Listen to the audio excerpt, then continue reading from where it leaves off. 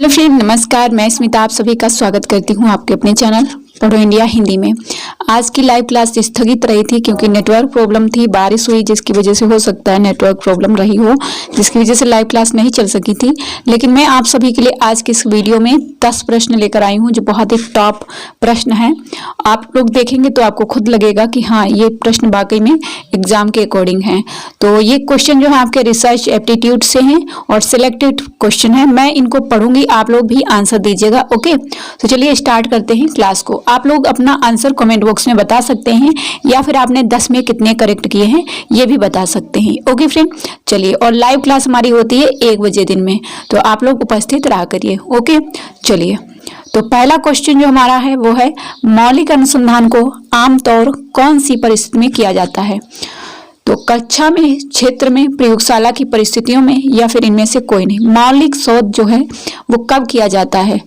तो आप लोग इसका आंसर कमेंट बॉक्स में बता सकते हैं। फर्स्ट क्वेश्चन का करेक्ट आंसर इसका होगा कि मौलिक जो मूलभूत अनुसंधान है ये आपका होता है प्रयोगशाला की परिस्थितियों में। ठीक है, प्रयोगशाला की परिस्थिति जो होती है वहां पे आपका मौलिक अनुसंधान होता है। ठीक है, चलिए प्रश्न नंबर 2 देखिए। आप लोग करेक्ट आंसर बताना है कमेंट बॉक्स में। 10 में कितने करेक्ट किए ये आप जरूर बताइएगा। अनुसंधान में वैज्ञानिक पद्धति का एक मुख्य उद्देश्य कौन सा है? वैज्ञानिक पद्धति, ठीक है, ये आपको ध्यान रखना है। तथ्यों की व्याख्या में सुधार करना, अप्रामाणिक संबंधों को समाप्त करना, त्रिभुजीकरण प्रमाणित करना, नए चर का सूत्रपात करना। तो मित्रों इसका करेक्ट आंसर जो हो जाएगा वो हो जाएगा कि अप्रामाणिक संबंधों को समाप्त करना। आप लोग जो है एग्जाम में भी ये क्वेश्चन पूछे जाएंगे, तो आप लोगों को ध्यान रखना है कि वैज्ञानिक पद्धति के जो मुख्य उद्देश्य होते हैं वो अप्रामाणिक संबंध जो है उनको समाप्त करना होता है, ना कि तथ्यों की व्याख्या में सुधार करना, ना ही त्रिभुजीकरण प्रमाणित करना, ना ही नए चर का सूत्रपात करना। उम्मीद करती हूँ आप सभी को क्वेश्चन पसंद आएंगे। प्रश्न नंबर 3 है, निम्नलिखित में से कौन सी अनुसंधान विधि को नियंत्रित अवलोकन कहा जा सकता है? ठीक है, नियंत्रित रहती है। तो प्रश्न नंबर 3 का करेक्ट आंसर क्या होगा? ऐतिहासिक अनुसंधान, दार्शनिक अनुसंधान, क्षेत्र उपयोग, उपरोक्त सभी।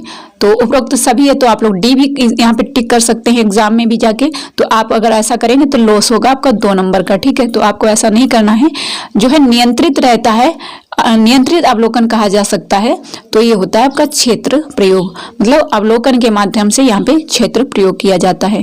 ठीक है, सी करेक्ट हो जाएगा। प्रश्न नंबर 4 देखिए, यहाँ पे क्वेश्चन आपका है, एक वास्तविक विश्व प्रयोगशाला बनाने के लिए किस प्रकार की विधि का उपयोग किया जाता है? वास्तविक विश्व प्रयोगशाला, ठीक है, जो विश्व है उसी में प्रयोग हो रहा है, वास्तविक हो रहा है, वो किससे संबंधित होगा? सहसंबंध गुणांक, क्षेत्र प्रयोग, प्रकरण अध्ययन, यादृच्छिक निरर्थ कार्य। तो प्रश्न नंबर 4 का करेक्ट आंसर होगा एक वास्तविक, तो ये आपका क्षेत्र प्रयोग से हो जाएगा। जो क्षेत्र प्रयोग होते हैं आपके, है ना, जो आपके सर्वे होते हैं वो क्षेत्र प्रयोग में आएंगे।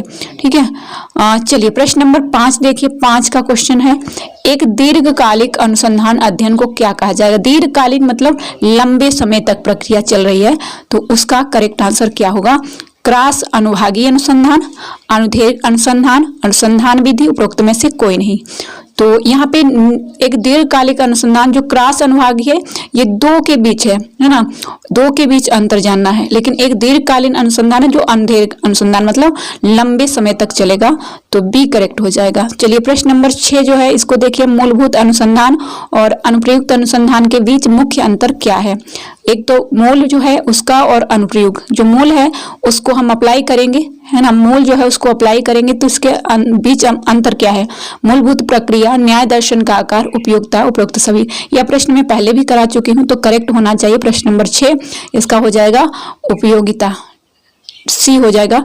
उपयोगिता के आधार पर आपको अप्लाई करना है। प्रश्न नंबर 7, उम्मीद करती हूँ आपको क्लास पसंद भी आएगी और समझ में भी आएंगे सारे क्वेश्चन। प्रश्न नंबर 7 है, एक शोध समस्या किन परिस्थितियों में संभव है? एक शोध समस्या किन परिस्थितियों में संभव है? उपयोगिता और प्रासंगिकता, खोज योग्य हो, ज्ञान में कुछ नया जोड़ना हो, उपरोक्त सभी। प्रश्न नंबर 7 का जो है डी भी यहाँ पे दिया गया है, तो आप लोग सोच समझ के आंसर दीजिए। एक शोध समस्या जो है आप रिसर्च करना चाहते हैं तो उसकी उपयोगिता भी हो, प्रासंगिकता भी हो, खोज योग्य भी हो, ज्ञान में कुछ नया भी जोड़ने योग्य हो, तो उपरोक्त सभी हो जाएगा, डी करेक्ट हो जाएगा इसका। प्रश्न नंबर 8 जो है, अनुसंधान की दिशा में पहला कदम, अगर आप रिसर्च करना चाहते हैं तो आप क्या करेंगे सबसे पहले? प्रश्न नंबर 8 है, तो एक समस्या की खोज करेंगे या चयन करेंगे या पता लगाएंगे या पहचान करेंगे। तो खोज तो हो ही चुकी है पहले, चयन पता लगाना पहचान करना। तो चयन करेंगे, बहुत सारी समस्याएं हैं उनमें आपको समस्या का चयन करना है ना। कोई टॉपिक है जैसे साहित्य पे आप रिसर्च करना चाहते हैं तो बहुत सारी समस्याएं हैं, बहुत सारे रचनाकार हैं जिन पे आप जो है अपनी रिसर्च कर सकते हैं, लेकिन आप उनमें से तुलसीदास को चुनेंगे, सूरदास को चुनेंगे या आधुनिक काल में चुनेंगे या फिर भक्ति काल चुनेंगे, आदिकाल चुनेंगे, है ना। तो उस टाइप से चयन करना है आपको, ठीक है। पहला कदम होगा चयन करना। प्रश्न नंबर 9 जो है, निम्नलिखित में से किसमें उपकल्पना के निरूपण की आवश्यकता नहीं होती है। मतलब यहाँ पे हाइपोथेसिस आपको नहीं बनाना होता है। तो यहाँ पे नहीं पे ध्यान रखना कि आपको यहाँ पे कोई कल्पना नहीं करनी है कि आपको कैसे क्या करना है इस रिसर्च में। सर्वेक्षण विधि, ऐतिहासिक अध्ययन, प्रयोगात्मक अध्ययन, मानक अध्ययन। तो सोच समझ के आपको आंसर देना है, क्योंकि ऐतिहासिक अध्ययन जो है ये आपका पहले से ही सारी चीजें हैं, उन्हीं पर आपको रिसर्च करना है। तो यहाँ पे आपको कल्पना नहीं करनी है, तो बी करेक्ट हो जाएगा, उपकल्पना यहाँ पे नहीं बनेगी, ठीक है। 9 का जो है बी करेक्ट हो जाएगा। प्रश्न नंबर 10 देखेंगे, बहुत ही अच्छा और इससे बहुत चीजें आपको सीखने को मिल जाएंगी यहाँ से। वस्तुओं, घटनाओं या चीजों के गुणों को किसके द्वारा मापा जाता है, या वस्तुओं, घटनाओं या चीजों को क्या कहा जाता है, ये भी आप मान सकते हैं। गुणात्मक माप, प्रदत्त, चर, उपरोक्त में से कोई नहीं। प्रश्न नंबर 10 का करेक्ट आंसर जो है आपका हो जाएगा।